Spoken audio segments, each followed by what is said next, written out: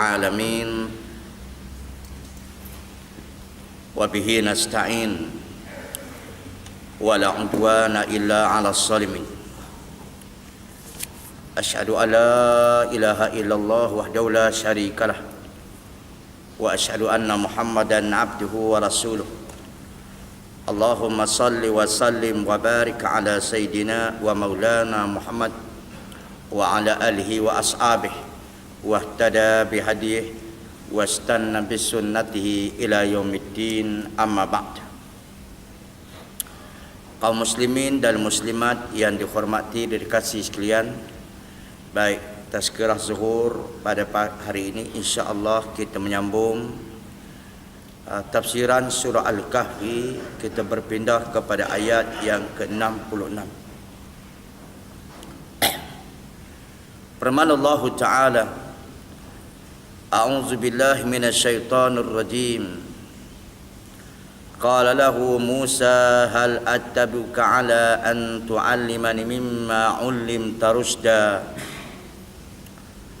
Qala innaka lan tastati'a ma'iya sabra. Wa kaifa tasbiru 'ala ma lam tuhit bihi khubra. Qala satajiduni insya'allahu sabiran wa la a'si laka amra. Qala fa in ittaba'tani fala tas'alni syai'in hatta uhditsa laka minhu dzikra. Ayat 66 hingga 70. Maksudnya, Musa berkata kepada Khidir, bolehkah aku mengikutimu agar engkau mengajarkanku sebagian ilmu yang benar di antara ilmu-ilmu yang telah diajar kepadamu? Lalu Khidir menjawab, sesungguhnya kamu sekali-kali tidak akan sanggup sabar bersamaku. Dan bagaimana kamu dapat sabar atas sesuatu yang kamu belum mempunyai pengetahuan yang cukup tentang hal itu? Lalu Nabi Musa berkata, insya-Allah kamu akan mendapati aku sebagai seorang yang sabar, dan aku tidak akan menentangmu dalam suatu urusan pun. Khidir berkata, jika kamu mengikuti aku, maka janganlah kamu menanyakan kepadaku tentang sesuatu apapun sampai aku sendiri menerangkannya kepada kamu. Baik. Pada kuliah yang lepas, kita membicarakan bagaimana berlakunya pertemuan Nabi Musa dengan Nabi Khidir. Sebagaimana kata Ka'ab bin Malik, sebagaimana kata Ubay bin Ka'ab, seorang daripada sahabat Nabi SAW yang alim dalam tafsir Al-Quran ini, dia meriwayatkan bahawa satu ketika apabila Nabi Musa berpidato atau berkhutbah kepada kaumnya, tiba-tiba ada seorang lelaki di kalangan anak muridnya bertanya, Musa, ya Nabi Allah Musa, adakah lagi orang yang tahu atau alim daripada kamu? Maka Nabi Musa menjawab, yang alim pada zaman aku adalah aku. Maka sikap Nabi Musa menjawab demikian ditegur oleh Allah Ta'ala. Lalu Allah Ta'ala beritahu Nabi Musa ada lagi orang yang alim daripadanya, iaitu lain tak bukan namanya Khidir. Bila sebut lagi saja ada orang alim daripadanya, maka Nabi Musa terus nak belajar. Jangan Nabi Khidir. Lalu Allah Ta'ala mengatakan, kalau engkau nak, wahai Musa, bertemu dengan Khidir, naklah kamu berjalan jauh, ingatlah kamu bertemu dengan pertemuan dua lautan, iaitu lain tak bukan lautan Parsi di balik timur dan lautan Rum. Pertemuan dua lautan Rum dan Parsi. Bawalah bekalan-bekalan kamu dan sebagainya. Okey, saya ringkaskan cerita kerana itu dah kita ceritakan pada kuliah lepas.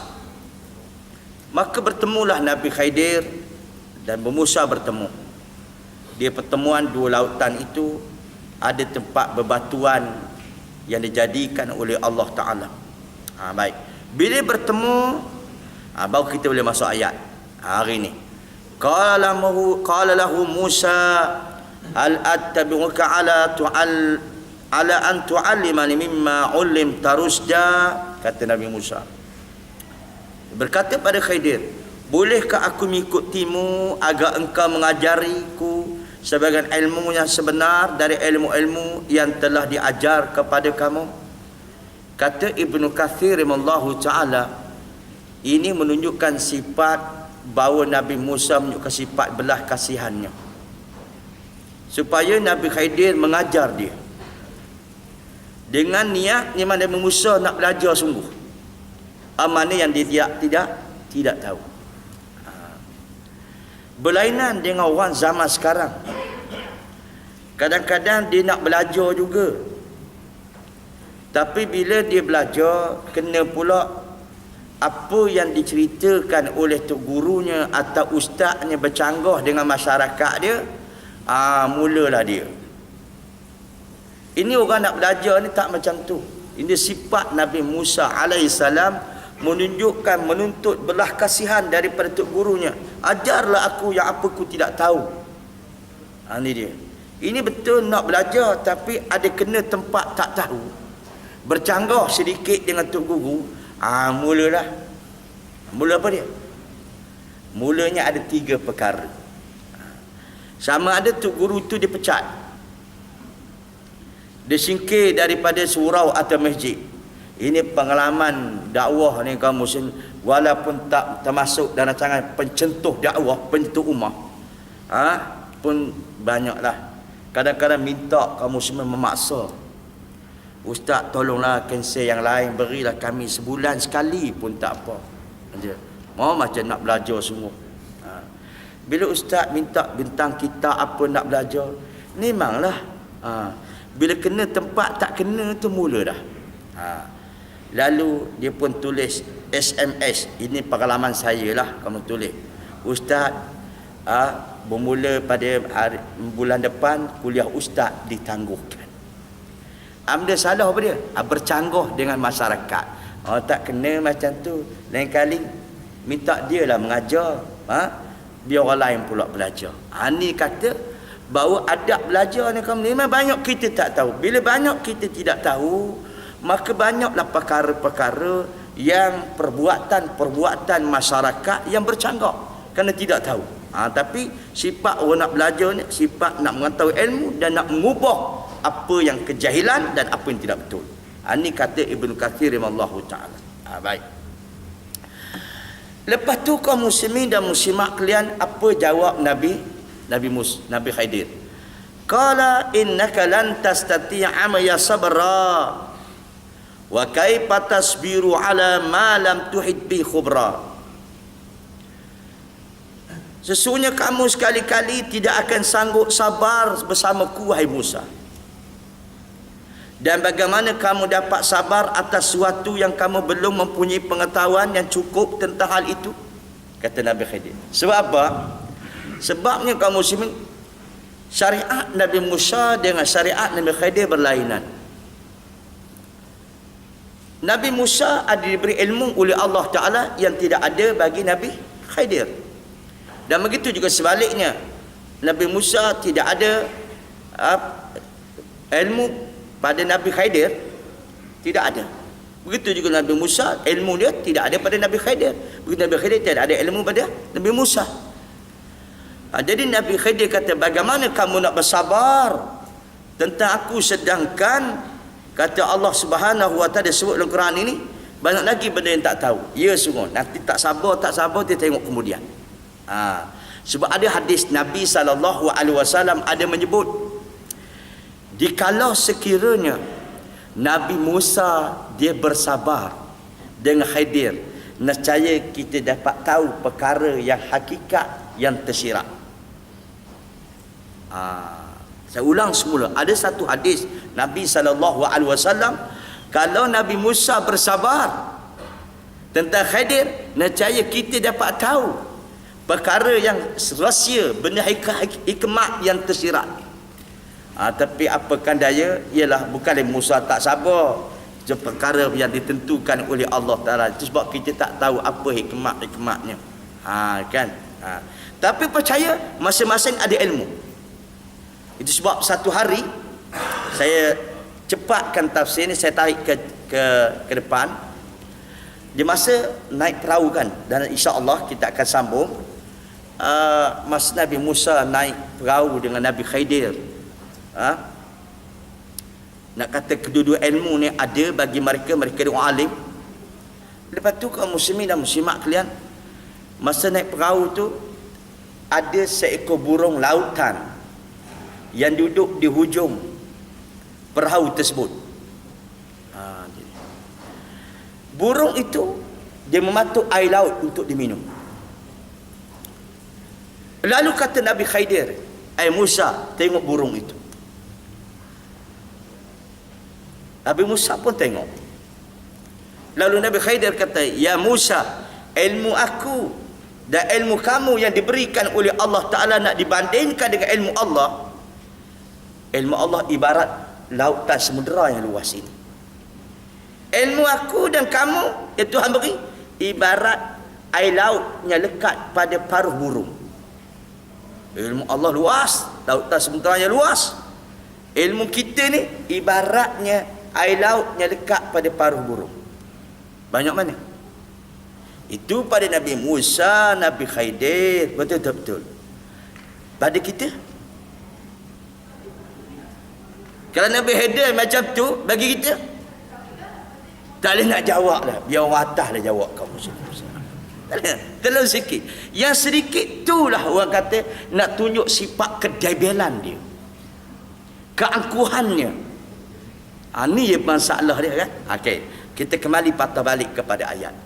Lalu kaum muslimin dan muslimat kalian, Nabi Musa sanggup belajar walaupun dia seorang nabi, Nabi Khidir nabi. Kata para alim ulama, inilah kewarakan seorang hamba.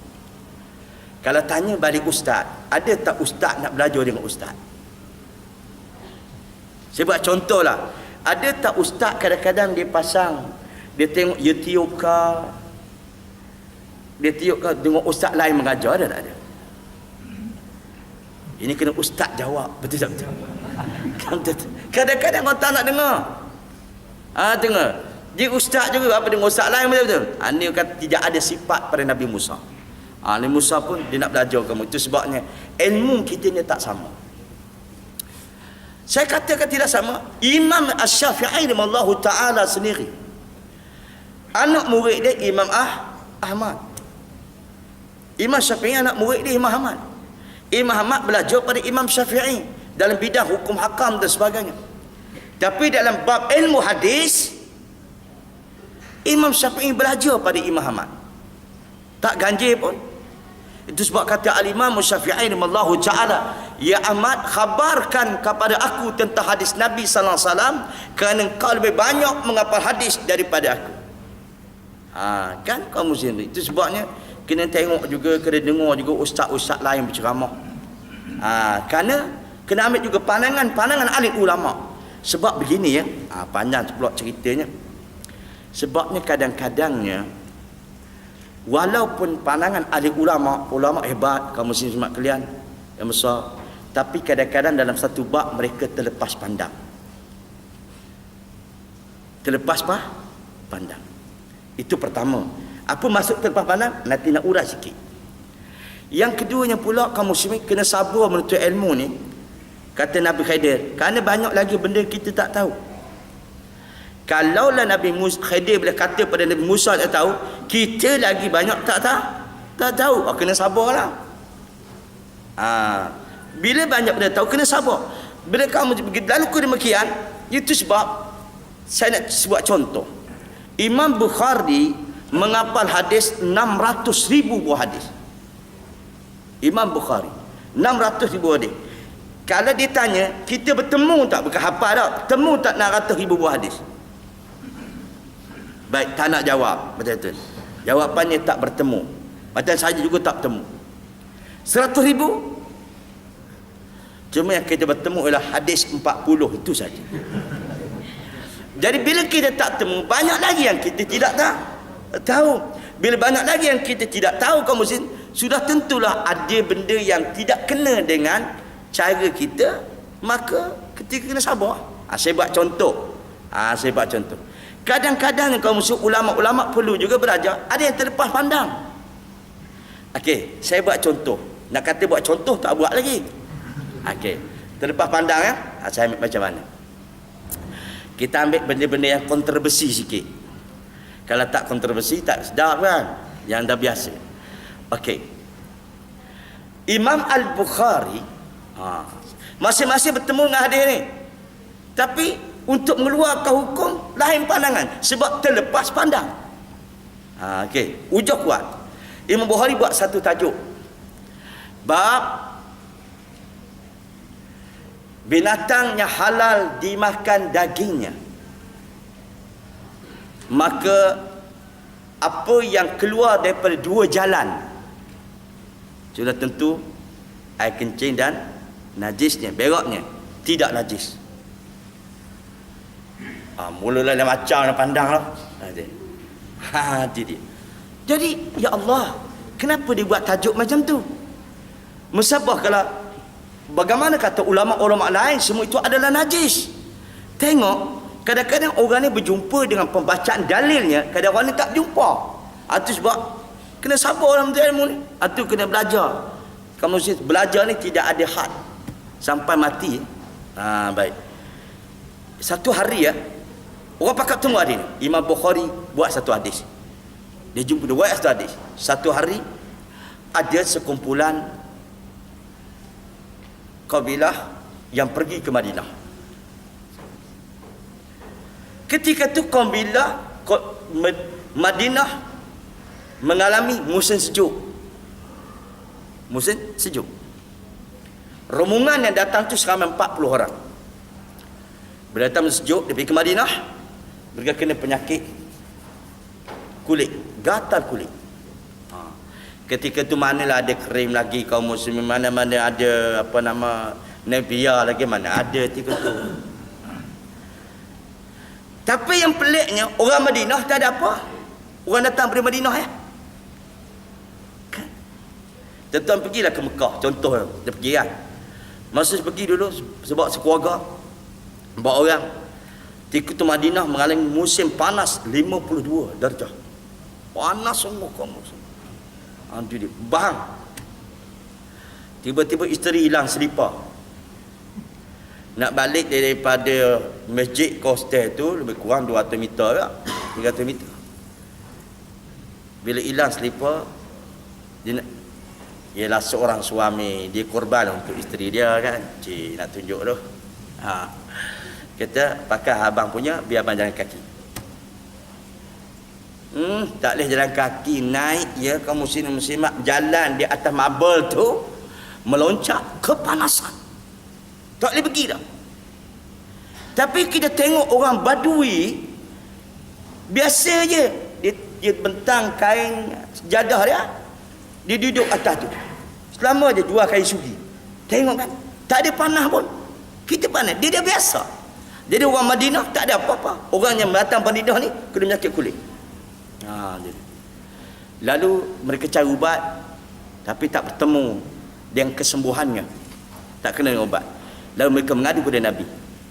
Kata Rasulullah, kamu keluar daripada ini. Sahih Bukhari ni, maksudnya ada kadang-kadang yang bertemu, ada yang tidak bertemu. Ada ulama bertemu dengan hadis ni, ada ulama bertemu tapi terlepas pandang untuk mengambil dalil. Tapi Imam Bukhari tidak. Itu kata ngaji kena sabar semua. Dan akhirnya kaum muslimin dan muslimat kalian, Nabi kata, kamu keluar daripada Madinah ni, sebelum kamu keluar, kamu pergi ke tempat Marabidil Ibil. Tempat Marabidil ini adalah tempat orang pelaga unta. Kandang unta lah, Marabid ni kandang unta. Lalu kata Nabi, bila jumpa dengan tuan unta tu, perah susunya, lepas tu ambil air kencing unta campur dalam susu. Kacau. Orang Perak kata godeh-godeh. Minum. Ambil air kecil unta, campur dengan susu, minum. Air kucing unta tu sikit lah. Campur sikit je, jangan buat banyak. Nak campur banyak, itu tak ada hal. Lepas tu minum. Okey. Kita baca habis itu, baru kita ambil, kerana terlepas pandang. Mereka berbuat demikian. Takdir Allah Ta'ala sembuh penyakit gatalnya. Lalu akhirnya rombongan itu dia bunuh tuan unta tersebut. Bunuhnya pula apa dia? Dia ambil besi yang panas, dia letak ke mata dia, dia bunuh, dan akhirnya unta itu dirampas. Apabila didengar oleh Nabi sallallahu alaihi wasallam, Nabi suruh para sahabat pergi tangkap 40 orang itu. Naklah bunuh seperti mana dia bunuh tak unta. Bunuh tu mata dulu. Lepas tu baru bunuh, dan dia potong kaki kiri dan kanannya. Dipotong tangan kiri dia dan kanannya. Bermaksud ialah potong tangan kanan, potong kaki kiri, cara bersilih. Lepas tu naklah disalibkan dia. Maksud dijemur. Ini hukum bagi perompak. Orang perompak, kaum muslimin dan muslimat kalian, hukum dia kalau dia ni membunuh, jawapannya hukum dia kena bunuh. Lepas bunuh, kata Imam Syafi'i, semayangkan dulu, dimandikan, dikapankan, lepas tu dijemurkan di tengah panas. Berapa hari itu ikut pandangan Tok Hakim.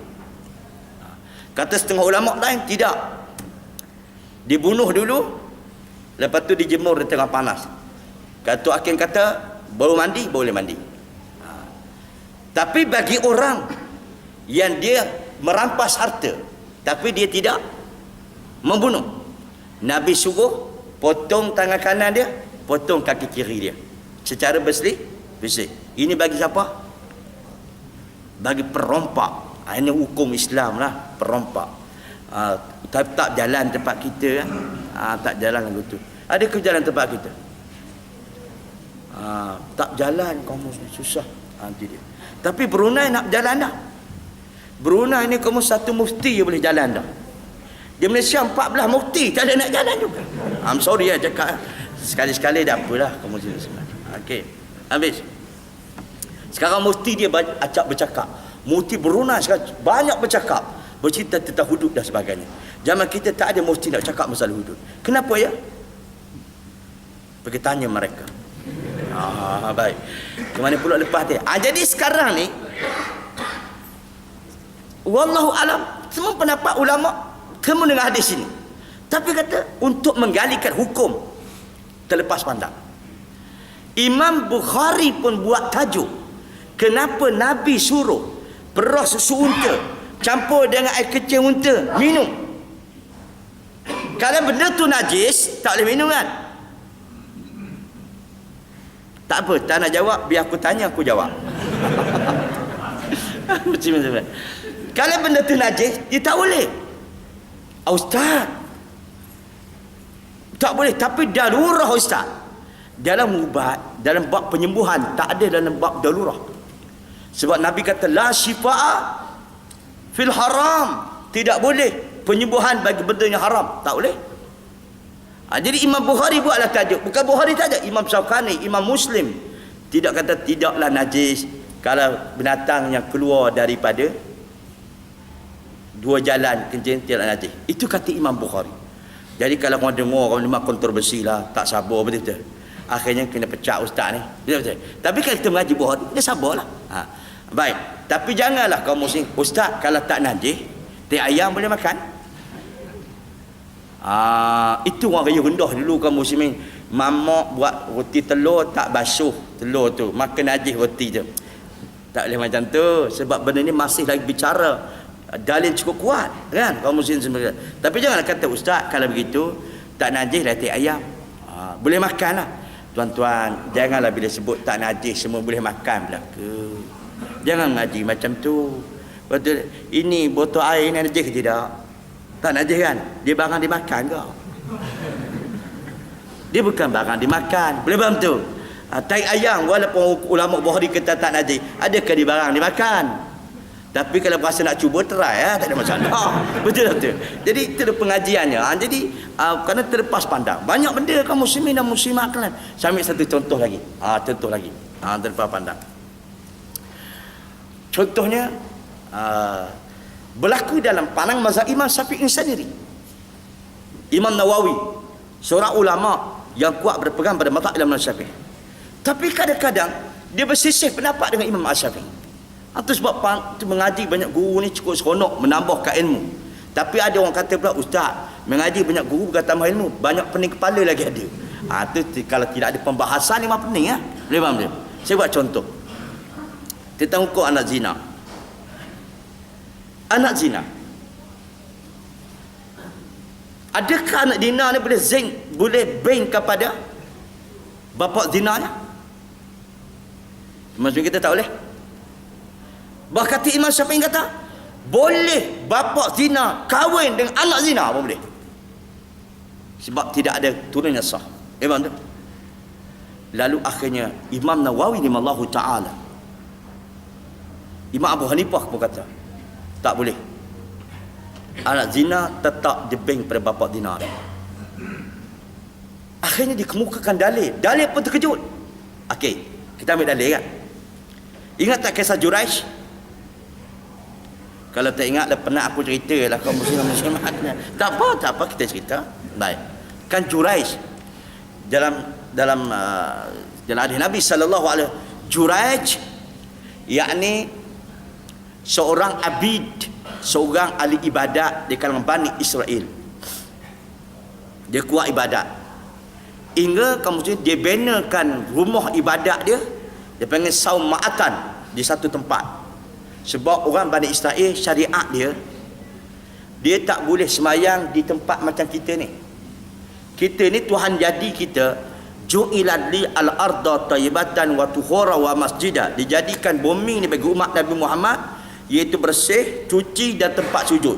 Mana-mana bumi boleh kita sujud. Mana tempat jalan boleh. Orang Bani Israel tak boleh. Dia kena semayang di tempat ibadat dia sendiri. Kalau masjid, kalau gereja, tak boleh dia temu tempat lapang, tak boleh. Itu syariat dia. Lalu Juraish ni benalah tempat ibadat dia. Punya kuat ibadat kaum muslimat kalian. Tengah-tengah ibadat, tiba-tiba ibu dia datang. Ya Juraish. Juraish tengah solat. Dia kata, ibuku atas solatku. Ibuku ataupun solatku. Lalu akhirnya dia teruskan solat dia.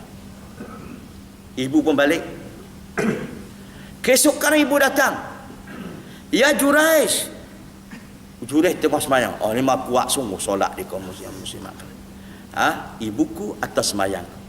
Tapi lah beribadat tanpa ilmu ni susah. Abidun. Sepatutnya kalau orang semayang sunat kena berhentilah, betul tak? Kena berhenti. Macam dia. Baik. Kalau ibu panggil, ayah panggil, itu kena berhenti. Cuma handphone panggil jangan berhenti. Boleh faham tu? Boleh berhentilah kalau tiga main sunat. Kalau wajib tak boleh. Baik ya. Macam kita juga kalau ibadat kemudian sembahyang, tengah sembahyang handphone berbunyi. Kalau ganggu tak ganggu? Salah ke ambil handphone tu, matikan. Kurang-kurang bunyi, ambil dalam poket tu, tutup. Tak ada masalah. Ustaz kalau bergerak banyak karang batal solat. Tak batal. Imam Syafi'i sudah mengaji fiqh dah. Kata Imam Syafi'i kata pergerakan dalam solat kalau berkait dengan semayang dia tidak batal solat. Walaupun banyak-banyak. Yang pergerakan 3 kali yang batal solat itu tak ada berkait dengan solat. Itu ialah kaum muslimat kalau tengok cicak bunyi pergi sana. Itu batal lah, tak ada kait dengan semayang pun. Betul-betul. Tapi kalau bunyi handphone dia kait tak kait. Lima tu imam pun terganggu, apa sebab terganggu? Boleh ambil, tak ada masalah. Tapi jangan jadi tu Arab. Tu Arab siap. Tengok mesej lagi ada. Tu Arab dia kacau kamu semua kali. Yang tak mengaji ya. Faham je? Baik. Okey.